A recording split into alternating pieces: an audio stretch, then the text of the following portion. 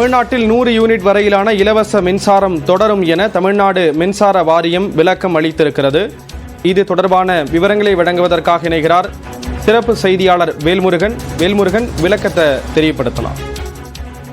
ஸ்ரீராம், குறிப்பாக இந்த 100 யூனிட் மின்சாரத்துல தொடர்ச்சியாக கடந்த 2 நாட்களாக பல்வேறு செய்திகள் வந்த வண்ணம் இருக்கிறது.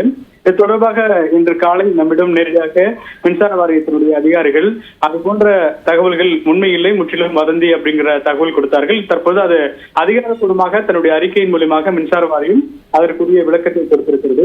குறிப்பாக தமிழ்நாடு மின்சார ஒழுங்குமுறை ஆணையம் வகுத்துள்ள விதிமுறைகளுக்கு எதிராக மின் இணைப்பு பெற்றிருக்கக்கூடியவர்கள் பயன்படுத்தி வரும் அந்த மின் இணைப்புகள் மட்டுமே கண்டறிந்து ஒருங்கிணைக்கக்கூடிய பணிகள், அதாவது மேற்கொள்ளக்கூடிய பணிகள் நடைபெற்று வருகிறது. இதே போல வீட்டு பயன்பாட்டிற்கென மின் இணைப்பு பெற்று அதனை ஆணையத்தின் விதிமுறைகளுக்கு எதிராக பொது பயன்பாட்டிற்காக, அதாவது கமர்ஷியல் பயன்பாட்டிற்காக பயன்படுத்தவர்களுடைய மற்றபடி பொதுமக்களுக்கு வழங்கக்கூடிய அந்த 100 யூனிட் இலவச மின்சாரம் தொடர்வது குறித்து எந்தவித அச்சமும் மக்கள் அடைய தேவையில்லை. வாங்கிய வீட்டுக்காரர்கள், சொந்த வீட்டுக்காரர்கள் என்று அவங்களுக்கு வழங்கக்கூடிய அந்த 100 யூனிட் மின்சாரம் அப்படிங்கிறது வழக்கம் போல வழங்கப்படும், அது நிறுத்தப்பட மாட்டாது என்ற அறிவிப்பை மின்சார வாரியம் அதிகாரப்பூர்வமாக தெரிவித்திருக்கிறது. ஸ்ரீராம், விவரங்களை வழங்கியதற்கு நன்றி வேல்முருகன்.